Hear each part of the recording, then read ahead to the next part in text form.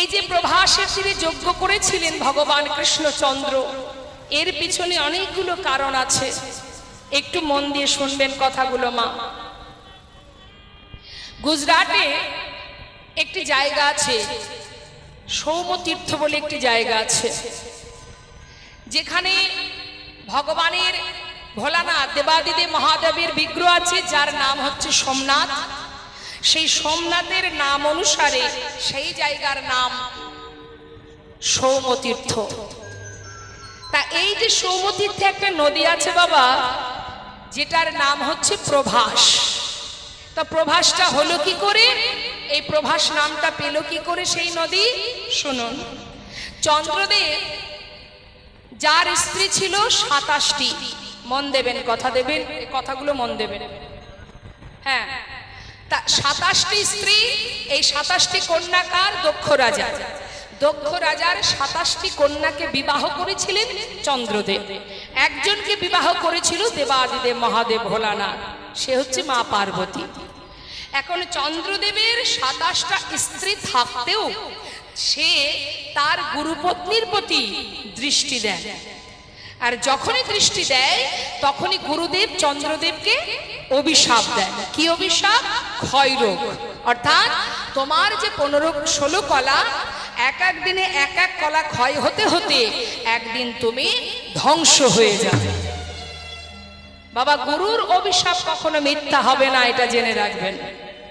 গুরুদেব যেই অভিশাপ দিল, শুরু হয়ে গেল চন্দ্রের ক্ষয়।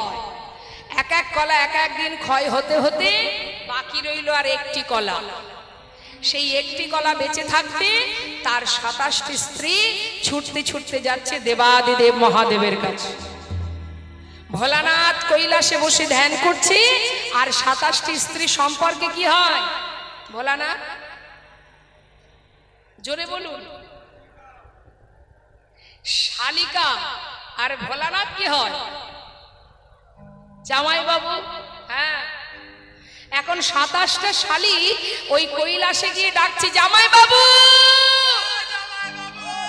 ও জামাই বাবু, ও জামাই বাবু। ভোলানাথ চিন্তা করছে, বাবা কৈলাসে বসে বসে একটু সাধন ভজন করব, সেখানেও শান্তি নেই। কে জামাই বাবু জামাই বাবু বলে ডাকছে? আমার যে এত শালি আছে জানতাম না। হ্যাঁ, তোমরা কারা? জামাই বাবু। আসা যাওয়া নেই বলে ভুলে গেছো বোধহয়। জামাই বাবু, বড় বিপদে পড়ে এসেছি। বিপদে? আচ্ছা আচ্ছা, কি বিপদ বলো, কি জন্য এসেছো? সব কথা বললেন।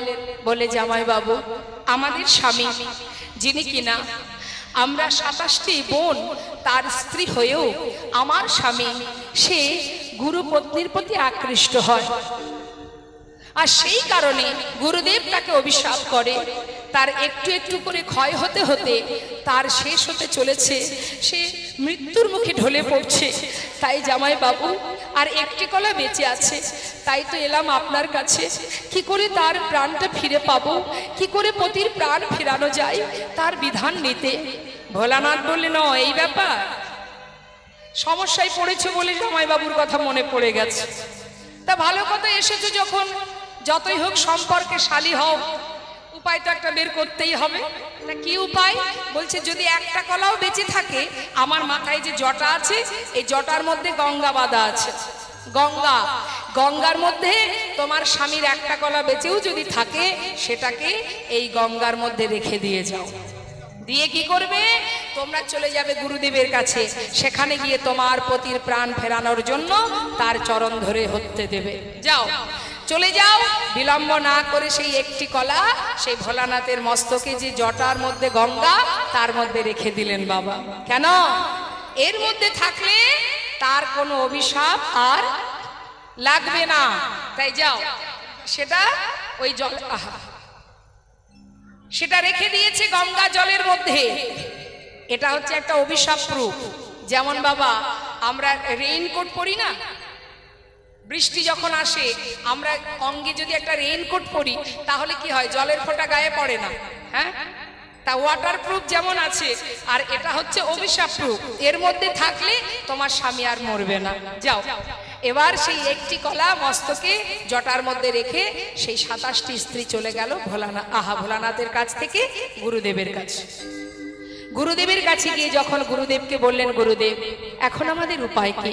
পতি যে প্রাণ হারাতে বসেছে, গুরুদেব আমরা তো কোনো অপরাধ করিনি, তাহলে আমরা কেন পতিকে হারিয়ে এই বৈধব্য জনম সইব? পারবো না গুরুদেব, আমাদের কৃপা করুন। গুরুদেব বললেন, বেশ,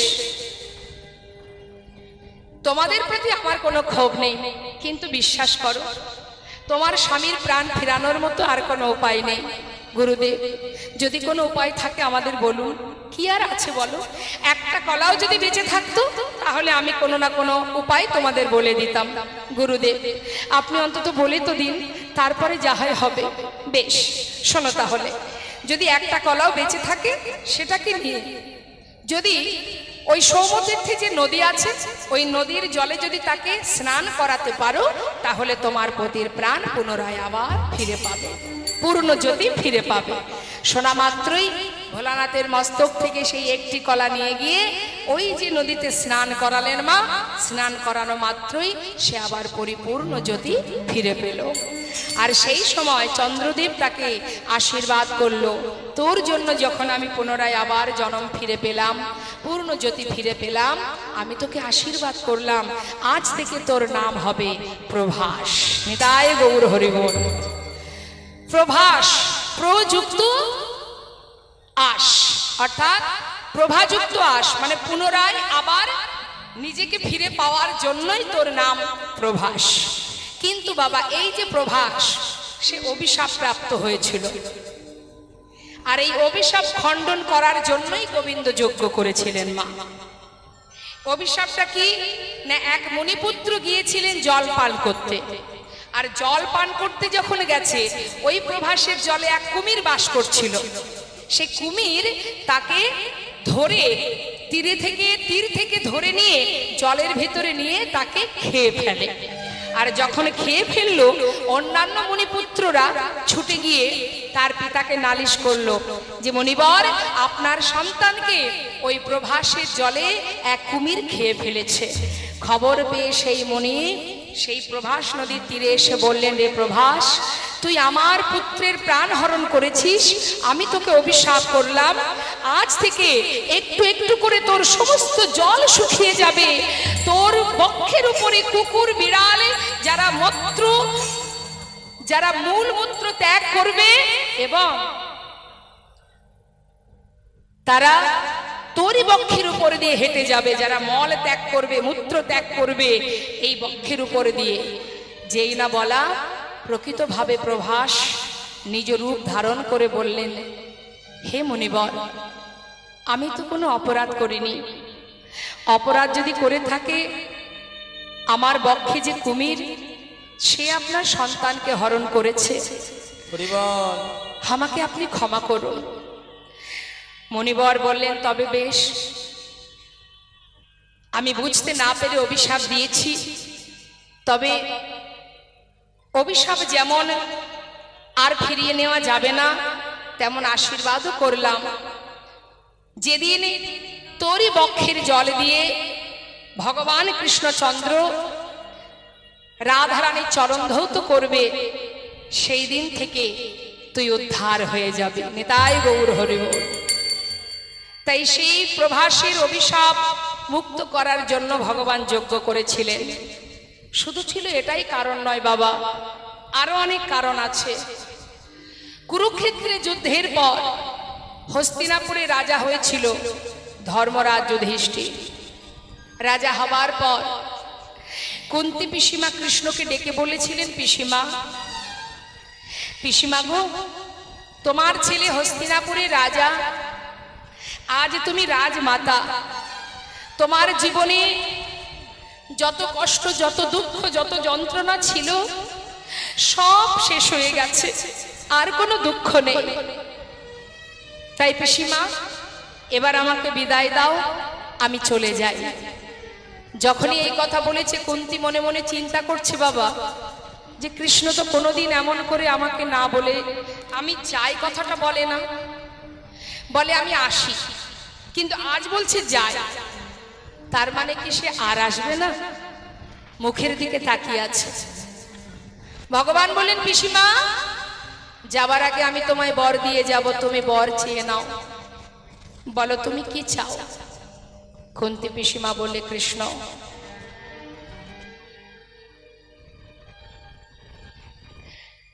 যদি বরই দিতে হয় তবে এই বরই দাও।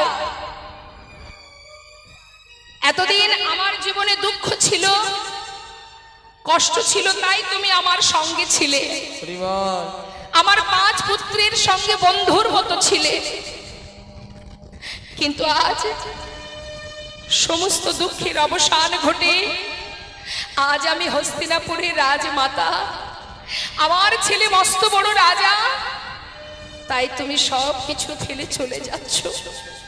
কৃষ্ণ তোমাকে ধরে রাখার ক্ষমতা আমার নেই, তাই যদি তুমি বর দিয়ে যেতেই চাও এই বর দিয়ে যাও। জীবনে আর যত দুঃখ কষ্ট আছে, আর যত বেদনা আছে, যন্ত্রণা আছে, সবটুকু আমায় দিয়ে যাও। যে যন্ত্রণা পেলে, যে কষ্ট পেলে, হরিবল হরিবল, তোমাকে চিরতরে নিজের করে পাওয়া যায়। যে কষ্ট পেলে তোমাকে হারাতে না হয়, সেই বরে দিয়ে যাও কৃষ্ণ। পাশে দাঁড়িয়ে ভীম বলছে, মা সারা জীবন কষ্ট পেয়েছি, সবেমাত্র দাদা রাজা হলো, তুমি আবার কেন দুঃখ চাইছো মা গো? তোমার কি স্বাদ মেটেনি? মা বললেন, ওরে ভীম, দুঃখ ছিল বলে কৃষ্ণ সদা সর্বদাই আমাদের কাছে ছিল, তাই দুঃখটাকে দুঃখ মনে হয়নি। কিন্তু আজ সুখের নাগাল পেয়ে কৃষ্ণকে জনমের মতো হারাতে হচ্ছে। বাবা তুই বল, সারা জীবন কষ্টে থেকে কৃষ্ণকে কাছে রাখা ভালো, নাকি সোনার সিংহাসনে বসে থেকে জনমের মতো কৃষ্ণ হারা হওয়া? নেমে আয় বাবা, নেমে আয়। ওই সিংহাসন আমি চাই না, যে সিংহাসনে বসলে কৃষ্ণ হারা হতে হয়। ভগবান রথ থেকে নেমে এসে পিসিমাকে জড়িয়ে ধরে বলছে, পিসিমা তুমি আমাকে এত ভালোবাসো পিসিমা, হরিবল হরিবল, আমার জন্য সোনার সিংহাসনটুকু তুমি ত্যাগ করতে চাও? পিসিমা গো, তোমার ভালোবাসায় আমি যে ধরা পড়ে গেলাম তোমার কাছে, আমি কথা দিচ্ছি তোমায় ছেড়ে আর কোথাও যাব না। তুমি কেঁদো না পিসিমা, ভগবান সব সইতে পারে মা, চোখের জল তিনি সইতে পারেন না। কুন্তী পিসিমার কান্না দেখে গোবিন্দ পিসিমার কাছে চিরতরে বাধা পড়ে গেল। পিসিমাকে সান্ত্বনা দিয়ে রথে করে যখন চলে যাচ্ছে, আর একজন চিৎকার করে ডেকে উঠল, মাধব মাধব, একটু দাঁড়াও মাধব, একটু দাঁড়াও, একটাবার আমার দিকে তাকিয়ে দেখো। আমি সেই মা, যে মা শত সন্তানকে হারিয়েছে। আমি সেই মাতা গান্ধারী, শত পুত্রকে হারিয়ে অভাগিনী জননী আমি। আজ পথে পথে কাঁদছি আমি। শোনো মাধব, আজ আমি তোমায় বলে রাখি, তোমার জন্যই আজ আমার শত সন্তানকে আমি হারিয়েছি। তুমি যদি না চাইতে কখনো এই যুদ্ধ হতো না। তুমি আমার সর্বস্ব হারিয়ে আমাকে নিঃস্ব করে দিয়েছ। আমার কুরুবংশ ধ্বংস করার জন্য তুমি নাই। তাই আজ আমি তোমায় অভিশাপ দিলাম, যেমন আমার সন্তান আমায় ছেড়ে চলে গেছে, যেমন কুরু বংশ ধ্বংস হয়েছে, তেমন তোমার যদু বংশ ধ্বংস হয়ে যাবে। একটা প্রদীপও বেঁচে থাকবে না বংশে বাতি দেবার জন্য। শোনো মাধব, তোমারও মৃত্যু হবে, তবে তোমার মৃত্যু হবে এক ব্যাধের হাতে। অজান্তেই তোমার অঙ্গে তীর ভেদ করে তোমাকে ভূমিত পতিত করবে, এই আমি তোমায় অভিশাপ দিলাম। গোটা রাজ সবাই কেঁদে উঠলেন। মা, এ তুমি কি অভিশাপ করলে? হরিবল। মা, তুমি অভিশাপ ফিরিয়ে নাও। মা, তুমি এই অভিশাপ দিও না প্রভুকে। মাতা গান্ধারী ছুটে গিয়ে কৃষ্ণকে জড়িয়ে ধরে কাঁদছে আর বলছে, মাধব আমায় ক্ষমা করে দাও। আমি কি বলেছি? আমার যে কোনো হুঁশ নেই, সন্তান হারা জননী আমি, আমায় তুমি ক্ষমা করো। ভগবান বলে উঠলেন, তোমরা সকলে শান্ত হও। মা তো কোনো ভুল কিছু বলেনি।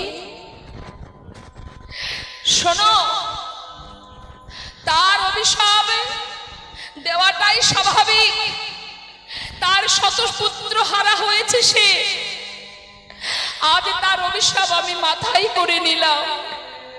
জেনে রাখো, কুরুক্ষেত্রের যুদ্ধে যে জয় হয়ে যে জয় লাভ করেছি, সেই জয়ের আনন্দ যেমন আমি পেয়েছি, ঠিক তেমন যারা মারা গেছে, যারা পরাজিত হয়েছে, সেই পরাজয়ের কষ্টটাও আমি ভোগ করতে চাই। সমস্ত মায়ের আশীর্বাদ যেমন আমি মাথায় নিয়েছি, তেমন দুঃখী মায়ের অভিশাপও আমি মাথায় করে নিলাম। তোমরা কেউ কিছু বলো না, আমি কথা দিলাম মা, তোমার অভিশাপই সত্য হবে, তোমার বাচ্চা পূর্ণ হবে। দেখতে দেখতে যদুবংশ বিশাল বড় হলো। সবাই যদুবংশ 56 কোটি যদুবংশ। এই 56 কোটি যদুবংশের মধ্যে একটা সন্তান বাবা একটু মেয়েদের মতো দেখতে, তার নাম হচ্ছে শাম্ভ। এই মেয়েদের মতো দেখতে যে ছেলেটা, তার পেটের উপরে একটা কড়া বেঁধে ভালো করে কাপড় পরিয়ে আর সমস্ত ছেলেরা তাকে নিয়ে গেছে বনে জঙ্গলে। সেখানে মুনিরা ধ্যান করছে। সেখানে গিয়ে বলছে, এই যে ও মুনিবা, তোমরা বলতে পারো, যুগ যুগ ধরে তো সাধনা করছো, বলতে পারো যে এর পেটে কে জন্মাবে? মুনিরা তো জানে যে এটা ছলনা করে এসেছে। মুনি বলছে, দেখ তোরা চলে যা, আমাকে জ্বালাতন করিস না, আমাকে আমার সাধনায় বিঘ্ন ঘটাস না, যা চলে যা। কেন যাব? কেন যাব? এর পেটে কে আছে বলতে পারছো না? কেমন তোমাদের সাধনা বলো দেখি, বলো না কে আছে ও মুনিবর, তবে তো বুঝবো তোমাদের সাধনা সঠিক। মুনিবরকে বারবার বিরক্ত করছে বলে মুনিবর বলে ফেললেন, তবে শোন, বারবার যখন জিজ্ঞাসা করছিস তবে শুনে রাখ, এর গর্ভে যে জন্মাবে তার হাত দিয়েই এই 56 কোটি যদুবংশ ধ্বংস হয়ে যাবে। তারা ভয়ে ভীত হয়ে ছুটতে ছুটতে ঘরে চলে গেল। কিছুদিনের মধ্যেই মা ওই যে কড়াটা ফাল হয়ে প্রসব হলো, আর যেই ফাল হয়ে প্রসব হয়েছে সেই ফালটা নিয়ে গেছে গোবিন্দের কাছে। পিতা, এটা এটা কি? এটা দিয়ে কি হবে? সেই ফালটা দেখে গোবিন্দ বুঝতে পেরেছে বাবা যে এটাই হচ্ছে 56 কোটি যদুবংশ ধ্বংসের সূত্র। তাড়াতাড়ি করে বলে উঠলেন, তোমরা এক কাজ করো, ওই নদীর ধার বরাবরে, ওই নদীর ধারে একটা পাথর আছে, পাথরে গিয়ে এই ফালটা ঘষে ঘষে ঘষে ঘষে একেবারে শেষ করে দাও, যেন আর কিচ্ছু না থাকে। সবাই মিলে ওই নদীর ধারে গিয়ে যখন ফালটা ঘষছে পাথরের উপরে, চারিদিক থেকে ফেনা বাহির হচ্ছে। আর ওই ফেনাগুলো যখন নদীর ধার বরাবর যাচ্ছে, নল খাগড়ার গাছ তৈরি হয়ে যাচ্ছে। এইভাবে ফালটা ঘষতে ঘষতে যখন আর একটুখানি বাদ আছে, ভাবছি এটা দিয়ে আর কি হবে, সেটাকে ছুঁড়ে জলে ফেলে দিয়েছে। আর যেই না জলে ফেলে দিয়েছে, সেটা খেয়েছে এক মাছ, যার নাম রাঘব বোয়াল। সেই মাছ কিন্তু ফালটা খেয়েছে। এদিকে ধীবরেরা গেছে মাছ ধরতে, মাছ ধরতে গিয়ে সেই জালের মধ্যে রাঘব বোয়াল মাছটাকে পেয়েছে। তীরে তুলে সেই মাছটাকে যখন কর্তন করেছে বাবা, পেটের ভিতর থেকে সেই ফালটা বেরিয়ে এসেছে। সেই ফালটা নিয়ে ছুঁড়ে ধীবরের আর কি করবে, যারা মাছ ধরে তারা আর ফাল নিয়ে কি করবে, তারা সেই ফালটা নিয়ে জঙ্গলের মধ্যে ফেলে দিয়েছে। আর সেই জঙ্গলের মধ্যে সেই ফালটা পেয়েছে জরা নামের এক ব্যাধ। এই জরাকে, এই জরা হচ্ছে বালিপুত্র অঙ্গদ। যে অঙ্গদ প্রভু রামচন্দ্রের মা সীতাকে উদ্ধার করার জন্য অনেকভাবে সহযোগিতা করেছিলেন। প্রভু রামচন্দ্র বালিকে হত্যা করেছিলেন বাবা পিছন থেকে তীর মেরে, যেটা বালি জানতো না। যখন পিছন থেকে তীর মেরে হত্যা করেছিল, কারণ ছিল বাবা মা সীতাকে উদ্ধার করার জন্য। বালিকে হত্যা না করলে তিনি পারতেন না উদ্ধার করতে। তাই যখনই কিনা তীর মেরে বালিকে হত্যা করেছে, বিনা যুদ্ধে বিনা কারণে, এই অঙ্গদ মানে বালিপুত্র অঙ্গদ সে বলেছিল প্রভুকে, হে প্রভু, আমি তো জানি না কে আমার পিতাকে হত্যা করেছে। প্রভু বললেন যে অঙ্গদ, তুমি তো আমার অনেক উপকার করেছো, আমি তোমার উপকারে সন্তুষ্ট, তুমি আমার কাছে বর চেয়ে নাও। তখন অঙ্গদ বলেছিল, প্রভু যদি বর দিতে হয় এই বরই দাও, যে আমার পিতাকে হত্যা করেছে আমিও যেন তাকে তীর ভেদ করে প্রাণে মারতে পারি না। তাই গৌর হরিবল হরিবল। ভগবান বললেন তথাস্তু, তাই হবে। তাহলে ভগবান নিজে যদি কোনো অন্যায় করে তার উপযুক্ত সাজা গ্রহণ করে বাবা, আর আমরা তো পদে পদে অপরাধ করে যাচ্ছি, আমাদের সাজা তো পেতেই হবে। হ্যাঁ তো মা, সেই যে অঙ্গদ, যে কিনা দাপর যুগে জরা নামের ব্যাধ, যে প্রভুকে হত্যা করেছিল তীর ভেদ করে। কেমন ভাবে? প্রভু ছিলেন নিম গাছের ডালে, আর চরণটা তার দুল ছিল, আর জরা সে ভেবেছে কোনো মাছরাঙা পাখি। এই ভেবে যখন ধীরে ধীরে ওই মাছরাঙা পাখির দিকে লক্ষ্য করে তীর দিয়ে আঘাত করেছে, সঙ্গে সঙ্গে ভগবান ভূমিতে পতিত হয়েছে। তো বাবা, সবই ভগবানের লীলা, সবই তারই পরিকল্পনা। সুন্দরভাবে সবকিছু তৈরি করে এবার প্রভু আমার দ্বারকায় গিয়ে রাজা হয়ে বসে রইলেন, প্রবাসের তীরে যজ্ঞ করবেন বলে। আর এদিকে কি হলো, শ্রীমতী রাধারানী আমার গোবিন্দ চলে যাবার পর দেখুন রাধারানীর কি অবস্থা। আজ আমার রাধারানী তিনি বৃন্দাবনের পথে পথে কৃষ্ণ কৃষ্ণ বলে কাঁদছে। আর বৃন্দাবনের কি অবস্থা এবার একটু মায়েরা মন দেবেন। হ্যাঁ, শুনুন কি বলছি। সবাই শুনছেন, আমি দেখেই বুঝতে পারছি, মন দিয়ে আপনারা আস্বাদন করছেন। রাধারানী আমার কৃষ্ণ বিরহে, কৃষ্ণ তো চলে গেছে দ্বারকায়, আর রাধারানীর কি অবস্থা, সে মাটির উপরে চোখের জল দিয়ে মাটিটাকে ভিজিয়ে তার উপরে বধূর চিত্র অঙ্কন করছে, মানে ছবি আঁকছে। তা কিভাবে আঁকছে পদাবলিতে বলছেন মহাজন, কৃষ্ণ কৃষ্ণ বলে অদা কাঁদে বাহু তুলি মরমে দারুণ ব্যথা। ও গো প্রেমময়ী রাধে রাধে রাধে,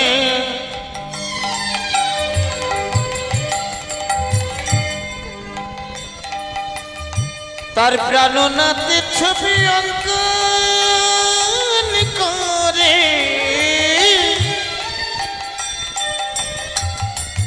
ওগো প্রেমময়ী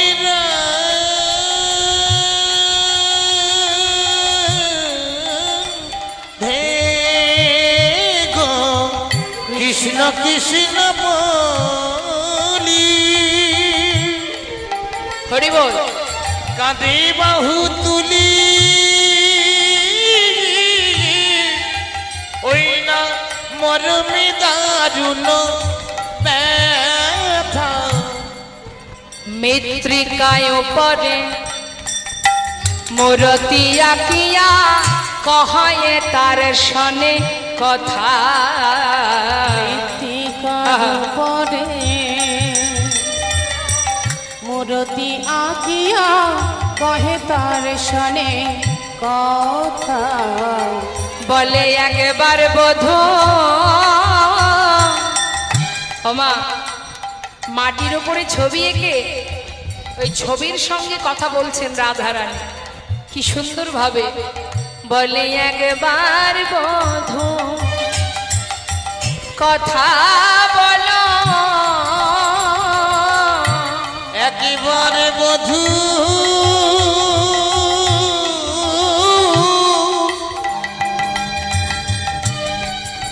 তুমি কথা বলো ফিরে আসো কিবা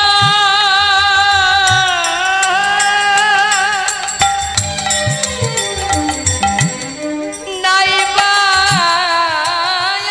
আসো শুধু একবার বধূ কথা বলো ফিরে আসো কিবা হরি বল হরি বল। তুমি নাইবা আসো। বলি একবার বধূ কথা বলো ভালোবাসো কিবা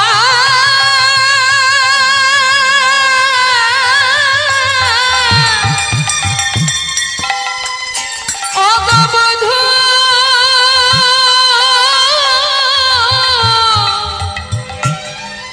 ভালোবাসো কিবা নাইবা বাসো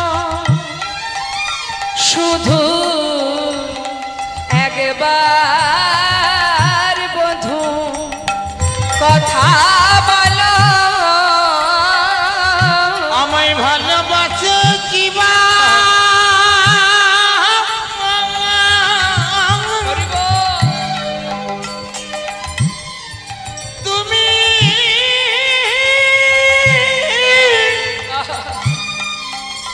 আমায় নাইবা বাসো শুধু একেবারে বধূ হরি বল। তুমি কথা বলো ওমা ভালোবাসার তাৎপর্যটা একবার বুঝুন। আমরাও ভালোবাসি রাধারানীও ভালোবাসেন। আমরা যাকে ভালোবাসি তাকে চোখের আড়াল করি না, করি এই ওদিক যাবে না ওখানে যাবে না ওর পাশে বসবে না ওর সাথে কথা বলবে না বলি না, যেন সর্বক্ষণ যেন আমার চোখের সামনে থাকে, কোথাও যেতে দেব না। এটা হচ্ছে আমাদের ভালোবাসা। আর রাধারানীর ভালোবাসা দেখুন, বধূ তুমি যেখানে থাকো যেমন থাকো তুমি সুখে থাকো, তোমার সুখেই আমার সুখ। তুমি আমাকে ভালোবাসো কিবা না বাসো আমার কোনো দুঃখ নেই, শুধু আশীর্বাদ করো আমি যেন তোমায় ভালোবাসতে পারি। হরিবল হরিবল।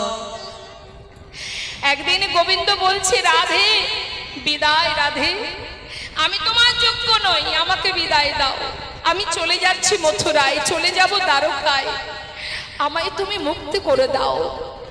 শ্রীমতী রাধারানী বলছে, বধূ তুমি যাবে তো যাও না, তাতে কি আছে, তুমি তো আমার চোখের আড়াল হচ্ছ, কিন্তু মনের আড়াল তো তুমি হতে পারবে না। এইখানে যে আমি তোমায় বসিয়ে রেখেছি, যাবে যদি আমার চোখের সামনে দিয়ে যাচ্ছ, আমার মন থেকে যাও দেখি কেমন যেতে পারো। হরি বল। এটাই তো ভালোবাসা বাবা। আজ রাধারানী মাটির উপরে বধুর চিত্র অঙ্কন করে তার সঙ্গে কথা বলছে মা। কিভাবে ছবি আঁকছে দেখুন। হরে কৃষ্ণ। কিভাবে চিত্র অঙ্কন করছে, কথাটার মধ্যে মন দেবেন, প্রত্যেকটা ভাষার মধ্যে মনটা রাখবেন, খুব ভালো লাগবে। কি বলছে? বাহুদু আহা আকিয়া সে কটি, হরি বল, পরাই ঘটি কত না যতন করি দেখো, আকি আসে কোটে ওই পড়ায় ধটে কত না যতন করে। কি এঁকেছে মা? আগে কোমরটা এঁকেছে। যেই না আগে কোমরটা এঁকেছে। আচ্ছা, এখানে তো অনেকেই আছে যারা ছবি আঁকে, চিত্র অঙ্কন করে, আছে না? আছে তো? তা কে কে চিত্র অঙ্কন করে একটু হাত তুলে দেখান। আচ্ছা, তুই ছবি আঁকিস? মানুষের ছবি কখনো এঁকেছিস? আচ্ছা, মানুষের ছবি আঁকতে গেলে কোথা থেকে শুরু করতে হয়? হ্যাঁ, মাথা থেকে। আচ্ছা, যদি মাথা থেকে না হয় তাহলে চরণ থেকে, পা থেকে, তাই তো? মাঝখান থেকে কখনো এঁকেছিস? তা মাগো, চিত্র অঙ্কনের নিয়ম আগে মস্তক থেকে না হলে চরণ থেকে শুরু করতে হয়। কিন্তু রাধারানীর ছবি আঁকছে, চিত্র অঙ্কন করছে, আগে কোমরটা এঁকেছে। হরি বল, হরি বল। এখানেই বাবার তত্ত্বটা লুকিয়ে আছে। যেই না মাঝখানটা মানে কোমরটা এঁকেছে, সখীরা চেপে ধরেছে। এই রাধে, আরে এটা কেমন তোর আঁকার ছিরি? হ্যাঁ, গুরু ধরে আঁকা শিখেছিলি, সব ভুলে গেলি? এইভাবে কেউ অঙ্কন করে? আরে বাবা, চিত্র অঙ্কন করতে গেলে হয় মস্তক থেকে নাই চরণ থেকে। তুই মাঝখান থেকে আঁকছিস কেন? নিশ্চয়ই তুই ভুলে গেছিস। বল। শ্রীমতী রাধারানী বলেছে, না রে না, ওরে ললিতা, ওরে বিশাখা, আমি চিত্র অঙ্কন ভুলি নাই। তাহলে এইভাবে মাজা থেকে কোমর থেকে আঁকছিস কেন? ওরে বিশাখা রে, যদি সবার আগে আমি বদন আঁকি, আমার পরাণ বধুর যুগল নয়ন দর্শন করলে আমার দুটি নয়ন জলে ভরে যায়। হরি বল, হরি বল। আর যদি দুটি নয়ন আমার জলে ভরে যায়, আমি কি করে চিত্র অঙ্কন করব বল সখী? তাই পারিনি আঁকতে। ঠিক আছে, তাহলে চরণ থেকে কেন আঁকলি না? ওরে ললিতা রে, যদি আমি চরণ আঁকি, এই বৃন্দাবনের বধূ আমায় ছেড়ে চলে গেছে। যদি আবার আমি চরণ আঁকি, যদি সেও আমায় ছেড়ে চলে যায়, বল বলে সখী, ওরে ললিতা, আমি কি নিয়ে এই ব্রজে রইব? আমি কি বিদায় গৌর, হরি বল, হরি বল। বলো ব্রজে রহিব, চরণ দিলে যদি বধূ সে চলে যায় রে, আমি কি নিয়ে এই ব্রজে রইব? ওই চরণ আঁকিয়েছে,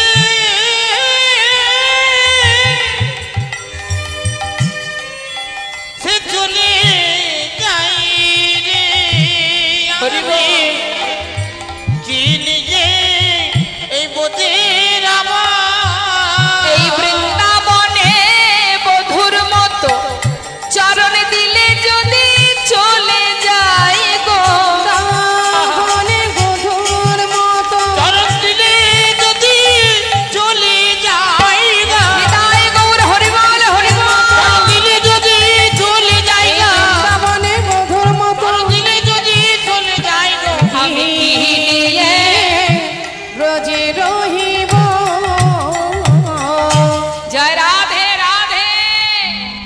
তোর মতো ভজন কে বা জানে রাজনন্দিনী।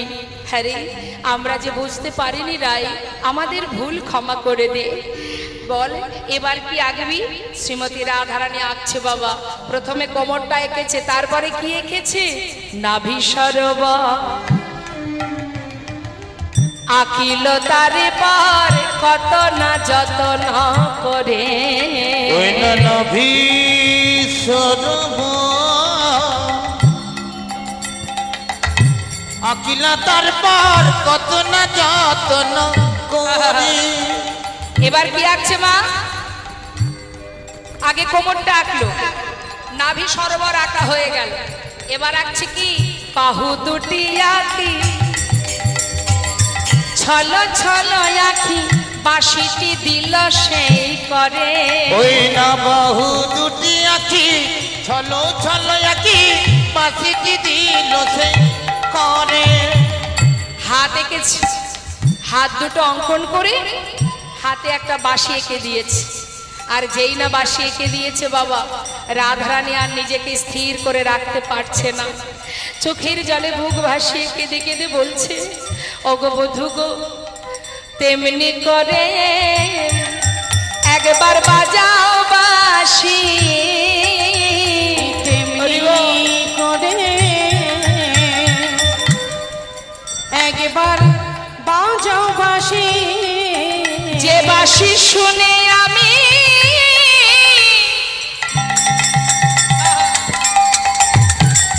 ঘরে রইতে নারী, বধূ গো তেমনি করে বাজাও বাঁশি। যে বাঁশি শুনে আমি হরি বল। ওই ঘরে রইতে না দেখি, হরি বল। বলি তেমনি করে বাজাও শুনি। কণ্ঠ কুম্ভ পিবা দেখো অনুপম শোভা, আকিল পরে পরে। কণ্ঠ কুম্ভ কিবা অনুপম শোভা, আঁকিল তার পরে পরে। কণ্ঠ পর্যন্ত আঁকা হয়ে গেছে মা, এবার বাকি আছে বদনটা। যেই না কণ্ঠ পর্যন্ত আঁকা শেষ বাবা, এবার মুখটা আঁকছে। আর যেই না মুখটা অঙ্কন করা হয়ে গেছে, সেই মুখের উপরে রাধারানীর নিজের মুখটা রেখেছে। মাটির উপরে গোবিন্দের মুখটা মানে তার বদনটা এঁকে সেই বদনে নিজের বদনটা রেখে দিয়ে চোখের জলে বুক ভাসিয়ে কাঁদছে আর বলছে, বধূ গো, মুখে মুখ দিয়া কাদিয়া কাদিয়া কহয়ে তার শনে কথা। তাই গৌর হরি বল। কাঁদিয়া কাঁদিয়া কহে তার শনে কথা। কহে যদুনাথ ওহে প্রাণনাথ, দেখো গো রাধার ব্যথা। ওই দেখো হে দুদুনা,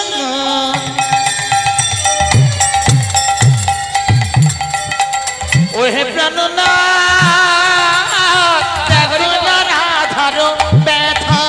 তুমি একবার এসে দেখে যাও গো, একবার এসে দেখে যাও গো, রাধা রানী কেমন আছে, একবার এসে দেখে যাও। আমাদের রাধা রানী সে কেমন আছে, একবার সে দেখে যাও গো।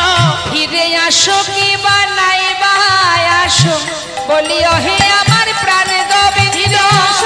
নিতাই গৌর হরি বল, হরি বল। বলিও হে আমার প্রাণ গোবিন্দ, আসো কি বানাইবা আসো, বলিও হে আমার প্রাণ ফিরে আসো কি বানাইবা আসো, একবার এসে দেখে যাও গো।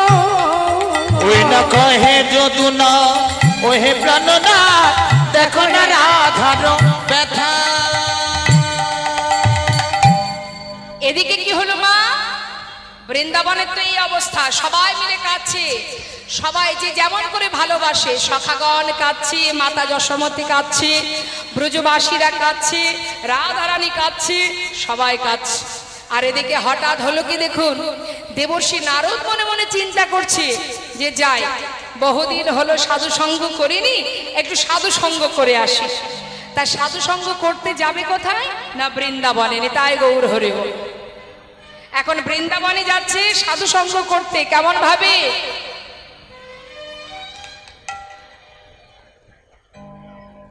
বিধির নন্দন আজি চিন্তা মনে মনে, বিধির নন্দন আজি চিন্তা মনে মনে, চলে যাই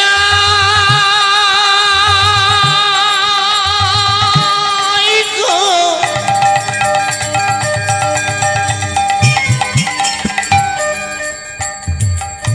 নারদ ঋষি চলে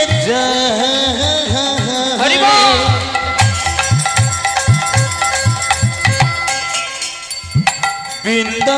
বৃন্দাবনের পথে পথে চলে যায় যাই গো হে হে হে হে হে হে হে হে হে। বিধির নন্দন আজি চিন্তা মনে ওই না মনে, বিধির নন্দন আজি আহা। চিন্তি মনে মনে, কোথা রহু কৃষ্ণ ভক্ত হেরিব নয়নে, কোথা রহু কৃষ্ণ ভক্ত হেরিব নয়নে, কথা রহু কৃষ্ণ ভক্ত হেরিব নয়নে। এত চিন্ত দেব ঋষি ঢেকিতে চড়িয়া, এত চিন্ত দেব ঋষি ঢেকিতে চড়িয়া, এত চিন্ত দেব ঋষি ঢেকিতে ওই চড়িয়া, না এত চিন্ততে পিরিসি ঢেকিতে চুরিলা, দেখিতে দেখিতে যাই উলসিত হইয়া, দেখিতে দেখিতে যাই উলসিত হইয়া, ওই না দেখিতে দেখিতে যাই উল্লসিত বলে হইয়া। আনন্দ ধরে না, আনন্দ ধরে না না, না আনন্দ ধরে না, আনন্দ ধরে না, সাধু সঙ্গ করবে বলে আনন্দ ধরে না, সাধু সঙ্গ করবে বলে আনন্দ ধরে না, আজি ভক্ত সঙ্গ করবে বলে আনন্দ ধরে না, ভক্ত সঙ্গ করবে বলে আনন্দ ধরে না, দেখিতে দেখিতে যাই উলসিত হইয়া। ওই না দেখিতে দেখিতে যাই উল্লসিত হইয়া। দেবশ্রী নারদের আনন্দ ধরছে না, যাই বহুদিন হলো সাধু সঙ্গ করিনি, একবার সাধু সঙ্গ করে আসি। তাই মনের আনন্দে দেখতে দেখতে যাচ্ছে বৃন্দাবনের দিকে, যে সাধু সঙ্গ করবে বলে। জয়নিতাই মায়েরা বলুন দেখি, দেবশ্রী নারদের বাহন কি? ঢেকি, তাই না? হ্যাঁ, ঢেকি চড়ে যাচ্ছে বৃন্দাবনের দিকে। কিন্তু যত বৃন্দাবনের দিকে এগিয়ে যাচ্ছে তত কি দেখছে? একটা কিসের তাপ যেন এসে তার অঙ্গে লাগছে। সে তাপটা কিসের বাবা? কৃষ্ণ বিরহের তাপ। গোটা বৃন্দাবনে কৃষ্ণ হারা হয়ে যখন কাঁদছে, সেই বৃন্দাবন থেকে যে তাপ উঠে আসছে, সেই তাপ বাতাসে এসে দেবশ্রী নারদের অঙ্গে লাগছে। দেবশ্রী নারদ চারিদিকে তাকিয়ে ভাবছে যে এই তাপটা কোথা থেকে আসছে। কিছুই তো বুঝতে পারছি না তাপটা কোথা থেকে আসছে। এত চিন্ত দেবী ঋষি চাই চারি পানে, এত চিন্ত দেব ঋষি চারি পানে চাই, এত চিন্ত দেবী ঋষি চারি পানে চাই, এত চিন্ত দেব ঋষি চারি পানে চাই, কোথা হতে তাপ আসি লাগে মোর গায়, ওটা হতে কাপাসি লাগিল তার গায়ে, কোথা হতে তাপ আসি লাগে মোর গায়ে। চারিদিকে দেখতে দেখতে যাচ্ছে কোথা থেকে আসছে তাপটা। ধীরে ধীরে যত ভিতরে মানে বৃন্দাবনের দিকে এগিয়ে যাচ্ছে, বৃন্দাবনের ভিতরে যখন প্রবেশ করেছে তখন বুঝতে পেরেছে মা যে এই তাপটা কিসের তাপ। কৃষ্ণ বিরহের তাপ যখন দেবর্ষী নারদের অঙ্গে, দেবর্ষী নারদ মনে মনে চিন্তা করলেন, হে গোবিন্দ, সবাই তোমার জন্য কাঁদছে আর তুমি দ্বারকায় গিয়ে রাজা হয়ে বসে আছো। হ্যাঁ, তুমি কেমন রাজা হয়ে বসে আছো, আর বৃন্দাবনবাসী যে চোখের জলে বুক ভাসিয়ে কাঁদছে, এদের অভিশাপ কি তোমার অঙ্গে লাগবে না প্রভু? এ তুমি কি করছো? এতদিন ভাবতাম আমি বোধহয় তোমায় বেশি ভালোবাসি, আজ বৃন্দাবনে এসে তো আমি বুঝলাম যে আমার থেকেও বেশি তোমাকে ভালোবাসে বৃন্দাবনবাসী। তবে আমার নাম দেবর্ষী নারদ, তুমি রাজা হয়ে বসে থাকবে আর সবাই তোমার জন্য কাঁদবে, আমি তা হতে দেব না। আজ আমি দেখতে চাই যে তুমি কি করে সেখানে বসে সুখে থাকতে পারো। আমার নাম দেবর্ষী, সবাই বলে আমি নাকি গন্ডগোলের গোসাই। কি বলে না মা? দেখবেন গন্ডগোল হলেই, ঝগড়া হলেই বলবি এ হচ্ছে বড় নারদ, মানে কি নারদই হচ্ছে গন্ডগোলের গোসাই। হ্যাঁ, তা আমার নাম আমি নাকি গন্ডগোলের গোসাই, কিন্তু আজ আমি তোমায় প্রমাণ দেব প্রভু, আজ আমি তোমায় প্রমাণ দেব, আজ তোমাকে উচিত শিক্ষা দেব। আমিও দেখতে চাই তুমি কি করে সবাইকে কাঁদিয়ে আহা দ্বারকায় তুমি রাজা হয়ে বসে থাকতে পারো। বিলম্ব না করে দেবর্ষি নারদ এবার বৃন্দাবন থেকে চলেছেন দ্বারকাভিমুখে। তো দ্বারকায় যাচ্ছে কেমন ভাবে, নিজের বীণাকে বলছে, বীণা আজ থেকে তুই আর প্রভুর নাম করবি না, ছেড়ে দে ওই নাম, যে নাম সবাইকে কাঁদায় সেই নাম আর করবি না, ছেড়ে দে। আজ থেকে তুই নাম করবি বৃন্দাবনেশ্বরী রাধারানীর নাম। হরি বল। বীণাকে শিখিয়ে দিচ্ছে রাধা নাম জপ কর। দ্বারকায় কিন্তু রাধা নাম কেউ জানে না মা। এবার দেবর্ষি নারদ নিজের বীণাকে বলছে, ওরে বীণা বল বল যন্ত্র রাধা নামে মন্ত্র, বল বল যন্ত্র রাধা নামে মন্ত্র, जाग जोग व्रत पूजा किछु नहीं बोलो बोलो যন্ত্র রাধা নামে মন্ত্র, बोलो बोलो যন্ত্র রাধা নামে মন্ত্র, बोले जागे जग बुत पूजा किछु नहीं बोलो बोलो बीने राधा नामे बीने, बोलो बोलो बीने রাধা নামে बीने, बोलो बोलो बीने राधा नाम बीने ए त्रिभुवने किछु नहीं बोलो बोलो যন্ত্র রাধা নামে মন্ত্র, बोल बोल जंत्र राधा नाम मंत्र, बोलो जागी जग बुत पूजा किछु नहीं এই ত্রিভুবনে রাধা নাম ছাড়া আর কিচ্ছু নেই, রাধা নাম জপ করো। এই বলে এবার বীণাতে রাধা নাম গাইতে গাইতে যাচ্ছে দ্বারকাভিমুখে। তো যাচ্ছে সবাই মিলে, আমরাও গাইবো, লীলার সাথে সাথে আমরাও তো যাচ্ছি। তা আজ যখন দেবর্ষি নারদ যাচ্ছে গোবিন্দের কাছে, আমরাও তো গোবিন্দের কাছে যাচ্ছি বাবা। তা চলুন যাই, আমরাও আজ রাধা নাম গাইতে গাইতে দ্বারকায় যাব। কেমন? দুহাত তুলে সবাই মিলে हाथ तुले राधे राधे राधे राधे राधे राधे बोल, बोल बोल राधे राधे राधे राधे राधे राधे बोल, बोलो राधे राधे राधे राधे राधे राधे बोल, राधे राधे राधे राधे राधे राधे बोल। দেখুন এই যে দুটি হাত তুলে হেলে দুলে ভগবানের নাম গাওয়া, এটা একটা সেবা।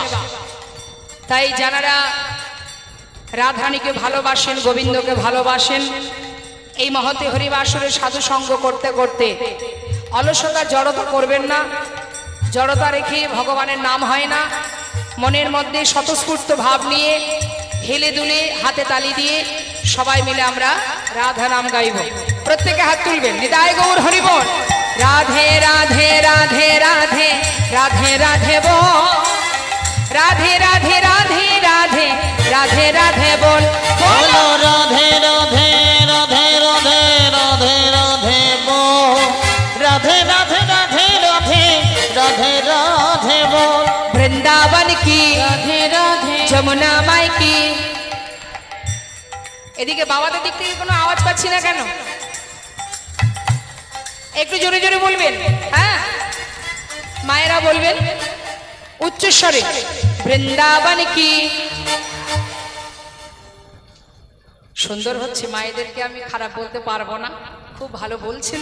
তবে আরেকটু জোরে, আর বাবাদের কণ্ঠটা আরেকটু জোরে বললেই আমি খুশি হব। রাধারানীও খুশি হবেন। আরেকটু জোরে রাধা নাম জপ করবেন, আমার নাম গাইতে বলছি না, রাধা নাম করবেন। তুলুন দেখি হাত, হাত তুলুন। দুটি হাত না তুললে মনের জোর আসবে না। তুলুন। বৃন্দাবন কি, যমুনা মাই কি, রাধা কুंड की, श्याम कुंड की, गोविंद कुंड की, विलास वन की, मधुबन की, निधुबन की, केशी घाट की, बंशीवाट की, मोहनबान की, भांडीबान की। आरो तुले, आरो हाथ तुलुन तुलुन। हाँ सबाई मिले बा बोलो। तमलबान की, तम्रबान की, लोहबान की, मोहनबान की, आगे पीछे दाहिने बाएं, बोल बोल में ऊपर नीचे। आहा राधे राधे राधे राधे राधे राधे बोल, राधे राधे राधे राधे राधे राधे बोल। ओ राधे राधे राधे राधे राधे राधे बोल, राधे राधे राधे राधे राधे राधे बोल, राधे राधे राधे राधे राधे राधे बोल, राधे राधे राधे राधे राधे राधे बोल। बोलो राधे राधे राधे राधे राधे राधे बोल, राधे राधे राधे राधे राधे राधे बोल। রাধা রানী কি। এমন ভাবে যদি দ্বারকায় রাধা নাম জপ করতে করতে রাস্তা দিয়ে কেউ যায়, যে শুনবে সেই তো পাগল হবে। বৃন্দাবনের গোবিন্দ আমার দ্বারকায় বসে আছে বটে, হঠাৎ রাধা নাম শুনে সোনার সিংহাসন পরিত্যাগ করে ছুটতে ছুটতে পথে এসে দাঁড়িয়েছে। কেন? এই রাধা নাম তিনি কানে শুনতে পেয়েছেন। শোনা মাত্রই পাগলের মতো ছুটে এসে চিৎকার করে বলে উঠলেন, ওরে কে শোনালো রে রাধা নাম, কে শোনালো রে। ওরে কে শোনালো রে রাধা নাম, কে শোনালো রে। এই রাধা নাম কে শোনালো রে, রাধা নাম কে শোনালো রে। রাধা নাম কে শোনালো রে, রাধা নাম কে শোনালো রে। যার নাম শুনে হে প্রাণ, যার নাম শুনে এ প্রাণ আমার, যার নাম শুনে প্রাণ আমার, ও যার নাম শুনে প্রাণ আমার, আকুল কইল রে রাধা নাম কে শোনালো রে, রাধা নাম কে শোনালো রে, রাধা নাম কে শোনালো রে। দেবর্ষি নারদকে দর্শন করে বললেন, কি মণিবর, মণিবর তুমি বৃন্দাবন থেকে আসছো, এসো ভিতরে এসো। মণিবর বৃন্দাবনবাসী কেমন আছে, তাদের কুশল বলুন। কেমন আছে তারা, আমার মা কেমন আছে, সমস্ত রাখালগণ কেমন আছে। দেবর্ষি নারদকে ঘরের মধ্যে নিয়ে গিয়ে তাকে আসন পেতে সসম্মানে বসতে দিয়েছে। দেবর্ষি নারদ প্রভুর মুখের দিকে তাকিয়ে বলছে, হে গোবিন্দ, তোমাকে দেখে না আমার বড় কষ্ট হচ্ছে। কেন কেন? তুমি যাদের কথা জিজ্ঞাসা করছো তারা সবাই ভালো আছে, তাদের দুঃখ একটাই যে তুমি সেই যে দ্বারকায় এলে, যারা তোমার জন্য কাঁদতে কাঁদতে তারা যে ধুলোয় মিশে যাচ্ছে, তুমি কি একটি বারের জন্য অন্তরে জানতে পারছো না? তুমি গোটা বৃন্দাবনবাসীকে কাঁদাচ্ছ গোবিন্দ, এতে যে তোমার অপরাধ হচ্ছে। তোমার মনে আছে সেদিনের কথা, কুরুক্ষেত্রের যুদ্ধে কত প্রাণী চলে গেছে, কত জীব হত্যা হয়েছে, সকল মায়ের অভিশাপে তোমার মাথায় রয়েছে। সেই দিনের কথা মনে আছে তোমার? কত মাকে কাঁদিয়েছো, কত মায়ের অভিশাপ তোমার কাছে। শোনো প্রভু, আজ তোমাকে দেখে আমার বড় কষ্ট হচ্ছে যে এত অপরাধ কি করে তুমি খণ্ডন করবে। দেবর্ষি, আমি কি করব? আমায় তুমি পথ বলে দাও, কি করা উচিত আমার। হে প্রভু, তুমি যদি সবার মনে শান্তি দিতে চাও, সুখ দিতে চাও, সবাইকে ভালো রাখতে চাও, তোমার নিজের অভিশাপ খণ্ডন করতে চাও, তাহলে তোমাকে যজ্ঞ করতে হবে। যজ্ঞ? হ্যাঁ, তুমি যজ্ঞ করো প্রভু। তবে তুমি যে যজ্ঞ করবে সেই যজ্ঞের নাম হবে দানব্রত যজ্ঞ। এই যজ্ঞে তুমি দান ধ্যান করবে, তাতে কি হবে? তোমার অপরাধ খণ্ডন হবে। শোনো, আমি তোমায় নিয়ম বলে দিচ্ছি যজ্ঞে কি কি করতে হবে। যজ্ঞ না করলে তোমার এই অপরাধ খণ্ডন হবে না, এই পাপ দূরীভূত হবে না। এটা শুধু এ যুগে নয়, যুগে যুগে হয়ে আসছে। অপ্রভু, ত্রেতায় রামে রাজা ছিল, অশ্বমের যজ্ঞ কইল। ত্রেতায় রামে রাজা ছিল, অশ্বমের যজ্ঞ। দেখো না ত্রেতাতে, ওই ত্রেতাতে রাম রাজা ছিল, অশ্বমেতে যজ্ঞ কইল। দানব্রত যজ্ঞ হবে এবে, দানব্রত যজ্ঞ হবে এবে। শুনে নাও, যজ্ঞের নাম হবে দানব্রত যজ্ঞ। আর এই দানব্রত যজ্ঞের নিয়ম কি শুনে নাও। যে জনা যা চাইবে হাসি মুখে দিতে হবে। জনা যা চাইবে হাসি মুখে দিতে হবে। যে জনা যা চাইবে হাসি মুখে দিতে হবে। দান করিতে হবে হাসি মুখে, দান করিতে হবে হাসি মুখে। ও দান করিতে হবে হাসি মুখে। এই যে দানে ব্রতের এই তো রীতি, দান ব্রতের এই তো রীতি। আহা, দানে ব্রতের এই তো রীতি। দানে ব্রতের এই তো রীতি। শোনো শোনো হে মুরারি, দানে ব্রতের এই তো রীতি। শোনো শোনো হে মুরারি, দান ব্রতের এই তো রীতি। দান করিতে হবে হাসি মুখে, হবে হাসি মুখে। দান করতে হবে, কিন্তু হাসি মুখে দান করতে হবে। আমরা বাবা যদি যজ্ঞ করি, যজ্ঞ করতে গেলেও তার মধ্যে আমাদের কৃপণতা থেকে যায়। বাড়িতে যদি মনে করুন 2000 বৈষ্ণব সেবা হবে কি 500 ভক্ত সেবা হবে, তার মধ্যে চিন্তা করি থাক, এটা দেওয়ার দরকার নেই, ওটা দেব, এটা দিতে হবে না, ওটা দেব। এই যে কৃপণতা, এই কৃপণতা করে যজ্ঞ করে কোনো লাভ নেই। যজ্ঞের প্রথম নিয়ম হচ্ছে তোমাকে মুক্ত হস্তে দান করতে হবে। যে জনা যা চাইবে হাসি মুখে দিতে হবে, দান করিবে হাসি মুখে। কিন্তু আমাদের মধ্যে থাকে কৃপণতা। দেখবে লক্ষ্য করে, বাজারে গিয়ে ভগবানের জন্য যদি কোনো ফল কেনা হয়, দোকানদারকে বলি, দোকানদার যেগুলো একটু বেকা টেরা পোকা ওইগুলো দিয়ে দাও, কিলো কিলো দিয়ে দাও। সবই তো ভগবানের সেবায় লাগবে, ও বেকা চুরো হলে অসুবিধা নেই। কিন্তু নিজের জন্য যখন কিনতে যাব, তখন বাছাই করব কোনটা এর মধ্যে সব থেকে সুন্দর এবং ভালো, সেটা বাড়ি নিয়ে যাব। আর ভগবানের জন্য যত ছোট, যত পোকা, যত বেকা, একটু পচে গেছে, ঝাঁকিয়ে যাক, তাতে কি হয়েছে, ভগবানের সেবায় লাগবে তো সব লেগে যাবে। এটাই তো সমস্যা আমাদের।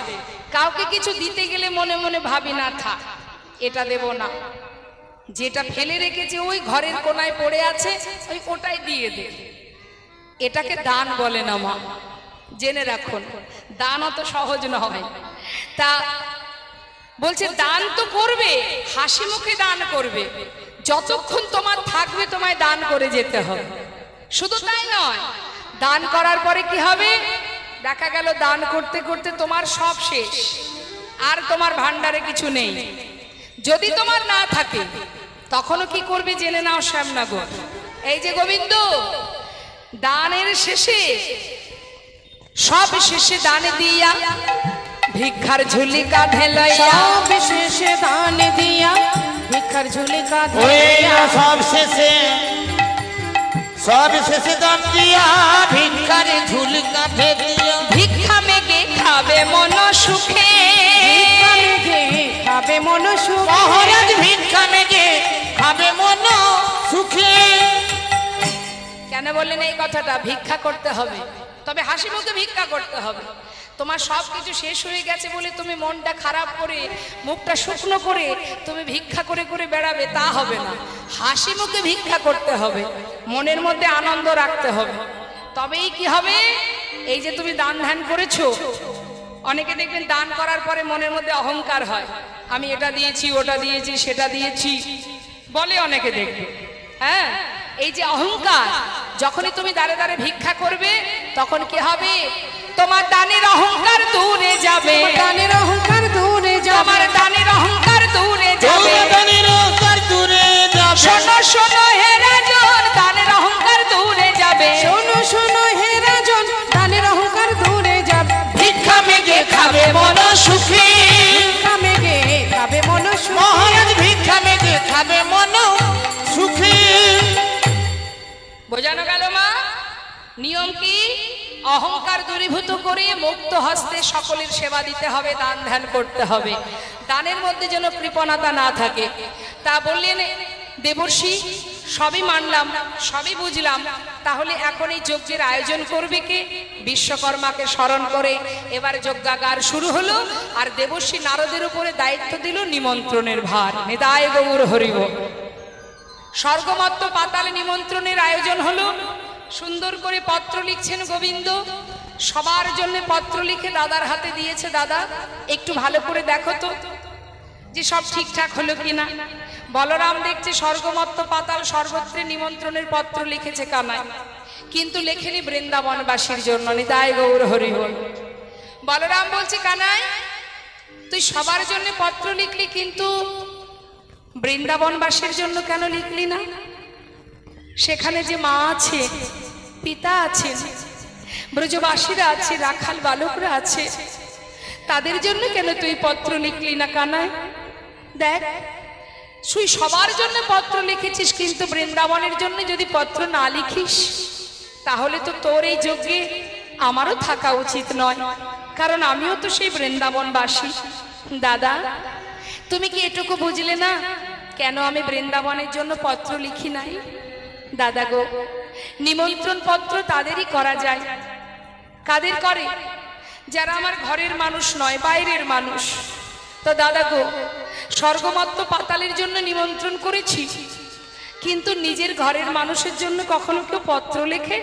হ্যাঁ, বৃন্দাবনবাসী তারা যে আমার আপনজন। দাদা নিমন্ত্রণ করলে সবাই আসবে, কিন্তু নিমন্ত্রণ না করলে যে আসে সেই তো প্রকৃত আমার আপনজন। নিতাই গৌর হরি বল। আমিও দেখতে চাই দাদা বৃন্দাবনবাসী আমায় কত ভালোবাসে, আমার মা, আমার পিতা, আমার রাখাল বন্ধু, তারা আমাকে কেমন ভালোবাসে। আমি পত্র না দিলেও তারা আসে কিনা। ঠিক আছে কানাই, তাই হবে। এদিকে দেবর্ষি নারদ বিলম্ব না করে সেই পত্রগুলো হাতে করে নিয়ে স্বর্গ মত্ত পাতাল সব জায়গায় নিমন্ত্রণ করে চিন্তা করছে, সব জায়গায় তো নিমন্ত্রণ করলাম, পত্র দিয়ে নিমন্ত্রণ করলাম, দেবাদিদেব মহাদেব ভোলানাথকে নিমন্ত্রণ করলেন, সবাইকে নিমন্ত্রণ করা হয়ে গেল, কিন্তু বৃন্দাবনবাসীর জন্য তো পত্র নেই। খবর দিতে তো আর বাধা নেই, যায় বার্তাটা দিয়ে আসি। তাই দেবর্ষি নারদ বিলম্ব না করে এবার বৃন্দাবনের দিকে এগিয়ে গেলেন। বৃন্দাবনে যেই না গেছে মা যশোমতীর অঙ্গনে প্রবেশ করেছে। রুনুঝুনু নুপুরের শব্দ পেয়ে মা যশোমতী বললেন, তুই কি আমার গোপালেরই? কে রে তুই? ওরে এমন করে রুনুঝুনু শব্দ করে কে এলি আমার ঘরে? দেবর্ষি নারদ বলছে, মা আমি গো। ও দেবর্ষি, আয় আমার ঘরে আয়। কিরে তুই কোথা থেকে এলি? মা আমি দ্বারকা থেকে এলাম, আমার গোপাল কেমন আছে বল না দেবর্ষি। মা সে ভালো আছে জানো মা, আমি একটা শুভ খবর নিয়ে এসেছি। কি খবর?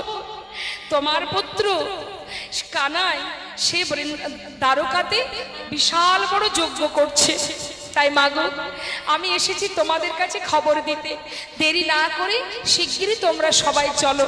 দ্বারকায় তোমার পুত্র কানাই বলায় দুজনে যজ্ঞের আয়োজন করছে, তোমাদের সবার নিমন্ত্রণ, তোমরা সবাই চলো। মা, মার আনন্দ ধরছে না, মনের আনন্দে মা আমার এবার কানাইয়ের জন্য পাড়াপড়শির কাছ থেকে একটু ক্ষীর স্বর্ণনি নিয়েছে। মা, নিজে তৈরি করবার মতো শক্তি আর তার নেই, গোপালকে হারিয়ে তার আর চলার শক্তি নেই, কেমন করে দধি দুগ্ধ ক্ষীর স্বর বানাবে? তাই ব্রজবাসীর কাছ থেকে ক্ষীর স্বর্ণনি নিয়ে মা আমার যশোমতী মা পাগলিনীর ন্যায় যাচ্ছে দ্বারকার দিকে। আর এদিকে দেবশ্রী নারদ সমস্ত বৃন্দাবনবাসীকে খবর দিতে দিতে হঠাৎ সখী ললিতা বিশাখা দেখতে পেল দেবশ্রী নারদ এসেছে দ্বারকা থেকে। খবর পেয়ে ছুটতে ছুটতে রাধারানীর কাছে গিয়ে দাঁড়ালেন। রাধারানী ক্ষণে চৈতন্য ক্ষণে অচৈতন্য হয়ে পড়ে আছে, চিৎকার করে ডাকছে রাধে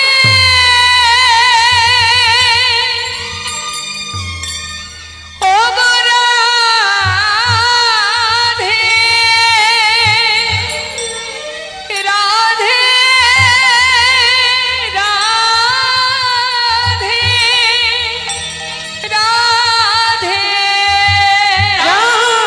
রাধে রাধে, ওঠ ওঠ রাধে ওঠ,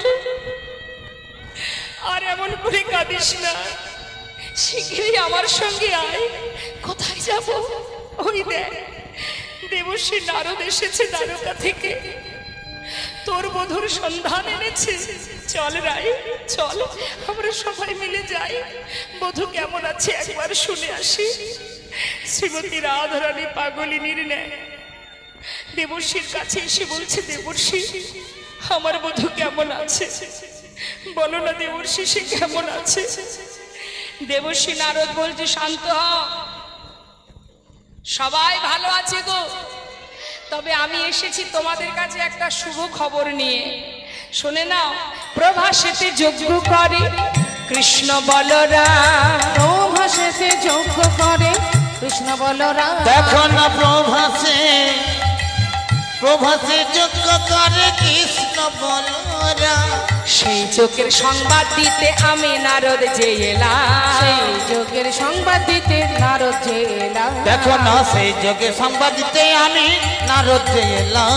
যাও যাও প্রভাসের তীরে যাও, যাও যাও প্রভাসের তীরে তোমরা যাও যাও প্রভাসের তীরে যাও, যাও যাও প্রভাসের তীরে যাও। আর বিলম্ব করো না গো, যাও যাও প্রভাসের তীরে যাও, আর বিলম্ব করো না গো, যাও যাও প্রভাসের তীরে যাও।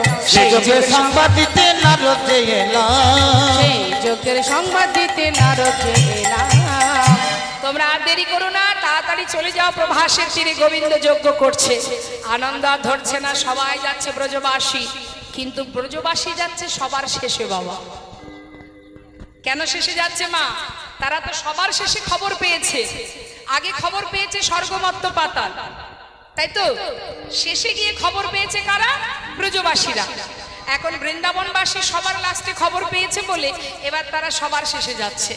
এখন সবাই মিলে যাচ্ছে, আর রাধারানী সে কি আর ঘরে থাকে বাবা?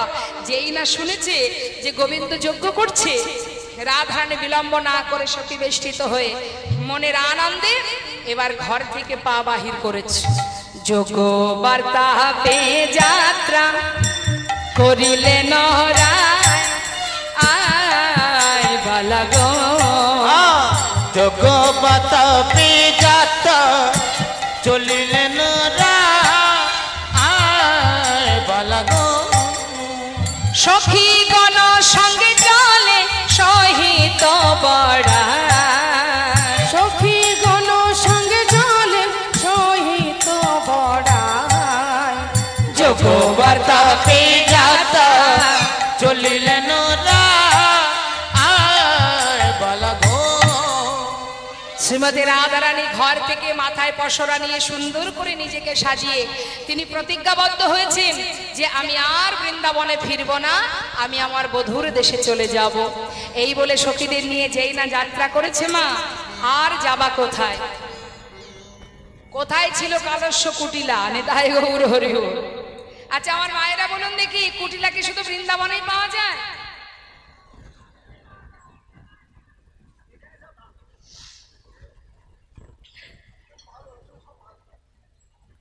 এখন ঘরে ঘরে কুটিলা পাওয়া যায়, কি যায় না? কুটিলমতি যার সেই তো কুটিলা, যে অন্যের ভালো সহ্য করতে পারে না সেই তো কুটিলমতি, আর সেই তো কুটিলা। তাই এমন ধরনের কুটিলা সবার ঘরে ঘরে আছে। এখন কুটিলা কি করেছে, যেই না দেখেছে বউ মাথায় করে ডালা সাজিয়ে ঘর থেকে পা বাড়িয়েছে, ভর দুপুর বেলা রাধারানীকে দেখে সঙ্গে সঙ্গে কুটিলা ছুটে এলেন তার সামনে। এসে কি করছে, এসে বলছে, হ্যাঁ রে বউ, কুটিলা কহে কুটিলে রাখালেতে মন সপিলে। কুটিলা কহে কুটিলে রাখালেতে মন সপিলে। চিরকাল তোর কলঙ্ক গেল ও না ওলো রাধেল। চিরকাল তোর ওলো রাধেল, চিরকাল তোর ওলো রাধেল, চিরকাল তোর ওলো রাধেল, চিরকাল তোর ওলো রাধেল, চিরকাল তোর কলঙ্ক গেল ও না। হরি বল হরি বল। এই যে শোনো,